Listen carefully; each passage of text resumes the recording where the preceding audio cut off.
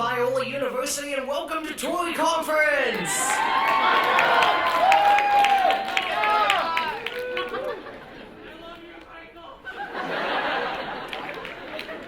Oh well, just thought I'd try it one last time. Hey everyone, my name is McKay. I'm a chapel intern this year, but you might know me as the guy who could never get those confetti cannons to go off during Tory Conference. What some of you might not know, though, is that my journey to the stage and public speaking by extension was far from guaranteed. I always knew that my ability to speak would define part of my story. What I, and my family by extension, always wondered was whether that impact would ever be positive. Because before Tory Conference, before Biola, before high school speech and debate and middle school musicals in Montana, stretching all the way back to preschool in Boise, Idaho, only one thing regarding my ability to speak was conclusively known. I was born with a speech impediment. In other words, my ability to only pronounce 25 out of 26 letters in the English alphabet was not due to an accent. Just out of sight, waiting to make itself and its mispronunciation known, was the R sound. And for a while, defeating it looked about as tough and as challenging as Moses parting the Red Sea. But before Moses could part any sea, there had to be a burning bush. A moment in time for God to call an unworthy, flawed individual, blemished by the world's fallen state, into his divine plan. Moses' unwillingness at the time to surrender to God's will is clear. In Exodus 4:10, Moses said, "O my Lord, I am not eloquent, either in the past or since you have spoken to your servant, because I am slow of speech and tongue." We still don't know exactly what speech impediment Moses struggled with. Some have speculated that it could have been a stutter, but I can empathize with what it's like when God selects a struggle and chooses to turn it into a ministry. While Moses dealt with Pharaoh's throne, my battleground was the classroom. In preparation for this short testimony, I looked back at some of the documentation that defined my time in speech therapy growing up. And one of the sentences that stood out to me most, and still gets me to this day, was this, and I quote, "A significant delay in articulation will affect Michael's ability to be understood and limit his participation in school." I can't help but wonder, in light of that sentence, what my speech pathologist would think about me being the future MC of a Bible conference, and on top of that,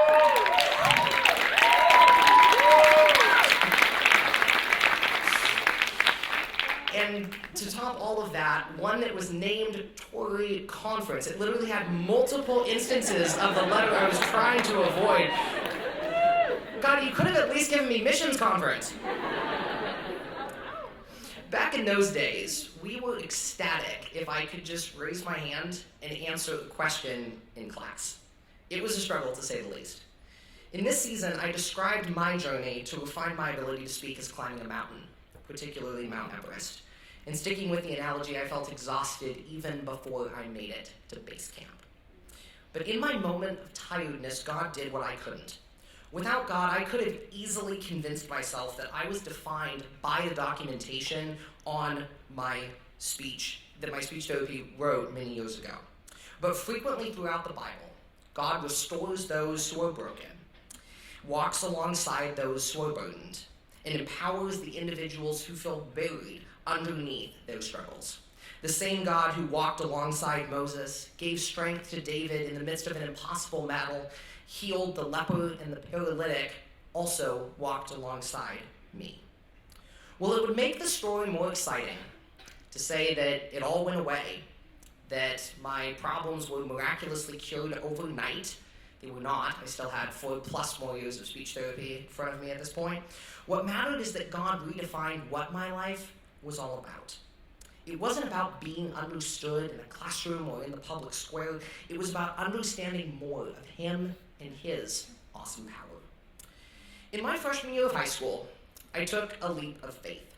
Despite documented speech difficulties, I joined speech and debate, competing in the National Forensics League. And this is why, if you ask me ever why I seem to have peaked in high school, it's because, yes, I competed in the NFL.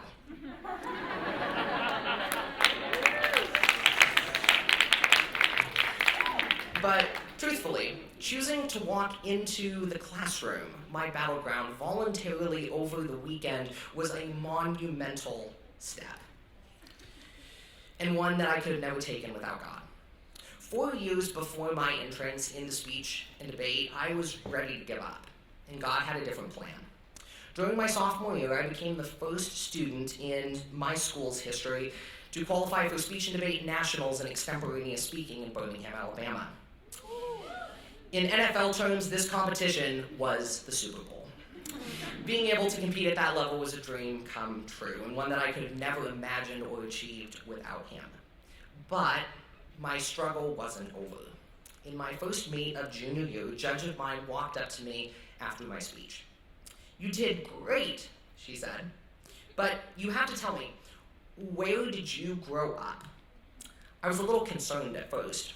Judges are never supposed to ask what school you represent or where you're from because it could introduce, bias into the judging process. So I told her that I couldn't reveal my school, and she immediately shook her head. No. Not what school are you from, where did you grow up? You're obviously an exchange student with that accent of yours. So where did you grow up? I wish I could show you all her face when I told her that I was an exchange student born in the exotic land of Idaho and raised in Montana. Being born with a speech impediment often means that I get to answer questions like I did in my junior year of high school.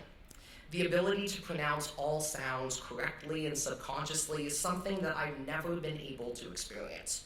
For me, the simple act of speaking isn't so simple. Instead, this testimony was penned with every R in the back of my mind. As I was writing this, I would consistently ask myself, can I say this in a different way?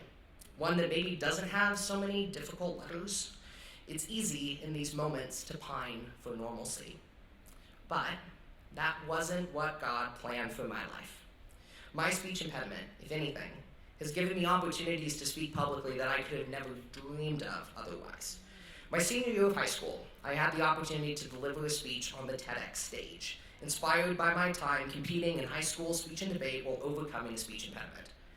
And in that speech, I concluded, and I quote, that at one distinct moment in my life, I decided that my infirmities, my weaknesses, my speech pathology note cards would not impede my dream of living a noteworthy life, end quote. And after a long time spent reflecting on those words, I wanted to take a brief moment to reframe that statement based on what I learned since that speech over 2 years ago. Now, I know that before any distinct moment in my life, there was God. He knew about my weaknesses, my infirmities, even my speech impediment, even before I was born, and chose to use all of the parts of myself that I deemed most unworthy to advance his kingdom the most. My successes in speech and debate, on the TEDx stage, even at Biola, were not the hallmarks of a noteworthy life. They were the hallmarks of a noteworthy God. Now, I realize that my worth in him was already secured long before any speech therapy notes were ever written or a confetti cannon was ever fired. I was known by him. His plans were laid for my life even before I was born, and that was enough. My name is Michael McKay, and I am made in the image of God.